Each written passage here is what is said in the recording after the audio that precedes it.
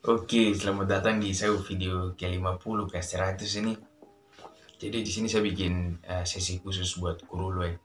Kenapa saya bikin sesi khusus? Karena ada beberapa hal yang menarik yang saya akan bahas selanjutnya. Untuk yang pertama, intro dulu tuh.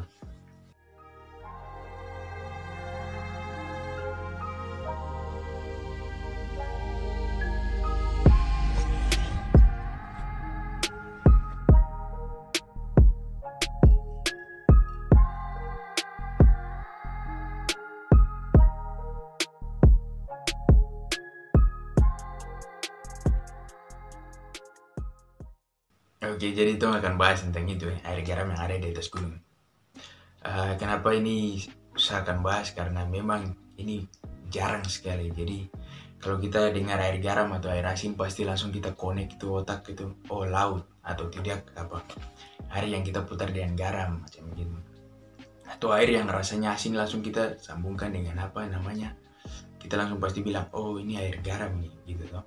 Jadi sini tuh akan bahas itu ya. Hmm, Kalau menurut kita pasti sini macam mustahil, ini macam mujizat. Wih, Tuhan ini tidak mungkin, impossible.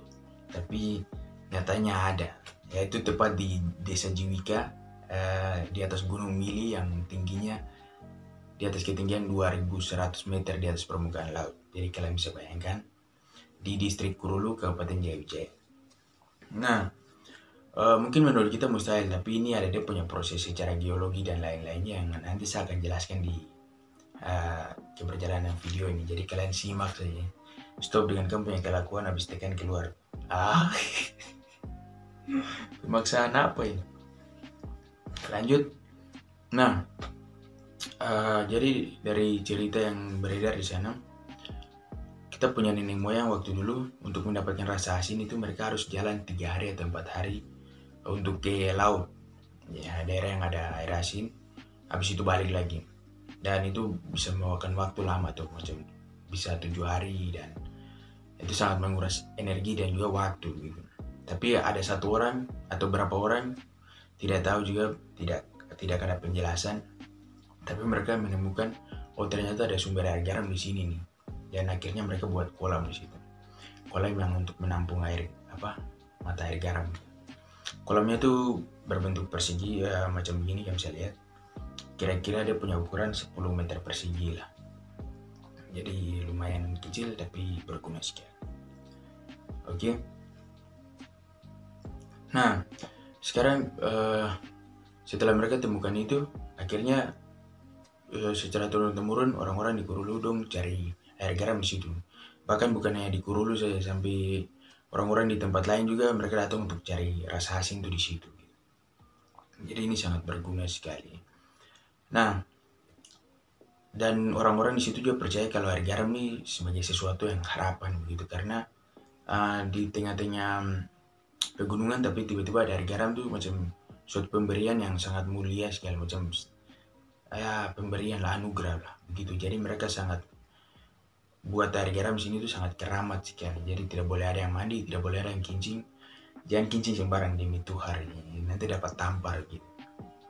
Atau tidak boleh buang sampah, pokoknya tidak boleh bikin apa-apa macam-macam di situ.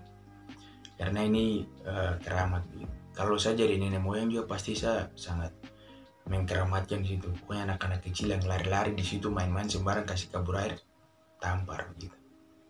Nah, terus di sini air garam ini juga sering digunakan buat pengobatan gitu, karena dipercaya orang-orang percaya kalau air garam dapat menyembuhkan penyakit.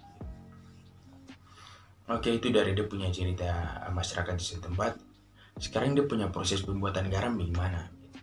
Seperti yang kita tahu kalau di laut untuk proses pembuatan garam kan mereka pakai proses penguapan. Jadi kumpulkan air garam semua, habis itu nanti diuapkan. Nanti airnya menguap, garamnya yang tersisa. Nah, garam itu yang diproduksi terus kita konsumsi sekarang. Yang sekarang kita bisa dapat dengan gampang yang ada di belakang di kios. Nah, tapi kalau di sini mereka cara beda. Mereka pakai pelepah pisang. Jadi pelepah pisang nanti ditumbuk-tumbuk sampai jadi serabut. Habis itu nanti direndam. Jangan pakai buah pisang ya, apalagi daun pisang. Aduh, stop. Tidak ada, jadi pakai pelepah pisang. Nanti pelepah pisang yang sudah jadi serabut-serabut tuh nanti dicelupkan. Kami bisa lihat video juga.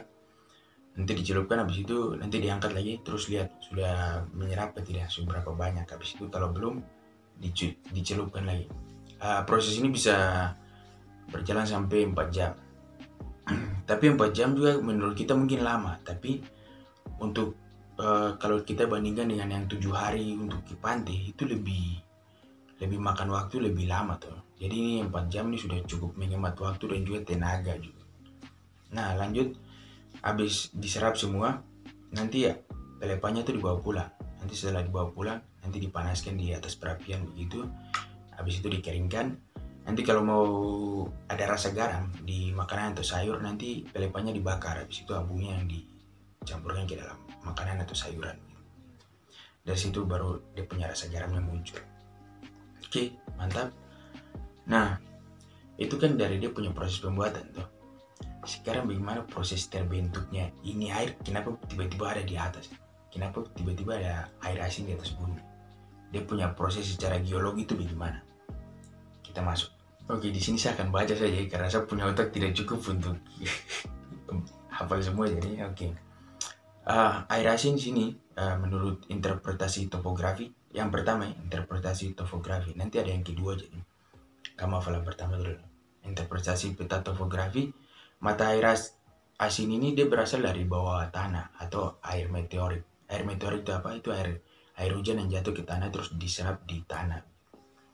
Nah, dan kadar garam yang dihasilkan ini dari mana? Itu akibat dari interaksi antara air dengan material batuan yang ada di situ. Kalau kita lihat di sini ada batu-batu pasir, itu dia mengandung mineral-mineral kalsit. Nah, kalsit inilah yang garamnya. Nah, kalau kita mau tahu juga di laut juga dia punya proses untuk jadi asin tuh sama ya. Jadi dia punya garam tuh berasal dari kalsit atau kalsium begitu. Terus natrium, magnesium dan lain-lainnya pokoknya. Nah, itu berasal dari mana? Itu dari air sungai dia mengikis ini batuan-batuan yang ada di sungai itu. Nanti dia punya mineral-mineral yang ada di batuan itu yang air sungai bawa ke laut, hingga akhirnya di laut nanti yang tadi itu macam mineral-mineral kalsium dan lain-lain, nanti dia bereaksi dengan klorida gitu, dan akhirnya itu menjadi rasa air laut itu asin. Jadi sebenarnya sama saja. Kalau di sini dia berasal dari kalsium. Oke. Nah, itu semua gara-gara ada batu pasir yang ada di sekitar kolam yang seperti tadi saya bilang juga. Ini batu pasir ya, bukan pasir ya. Jangan sampai kamu bilang, oh mungkin laut asin gara-gara dia punya pasir banyak apa? Tidak seperti itu. Batu pasir itu salah satu jenis batu juga. Untuk batuan sudah kamu cari sendiri. Nah, itu pertama tadi secara topografi. Sekarang secara megaskopis atau secara besar lah kita bisa lihat dengan mata telanjang. Itu di sekitar daerah mata air asin di Kurulu nih, ini banyak sekali ditemukan fosil-fosil. Jadi diperkirakan karena ada fosil-fosil, air ini merupakan air purba gitu, atau bahasa ilmiahnya tuh Konate water. Jadi air yang terbentuk karena waktu air laut surut. Jadi mungkin kemungkinan besar dulu tuh air laut setinggi, pokoknya menutupi semua lautan tuh. Semua daratan tuh. Tapi pas air laut surut, ini yang tertinggal nih. Jadi macam anak tertinggal lah, macam gitu. Jadi kau tinggal. Atau mungkin dia bergerak lambat, jadi dia teman-teman sudah ke pantai, terus sedangkan dia sendiri yang masih tertinggal di atas gunung, kira-kira begitu.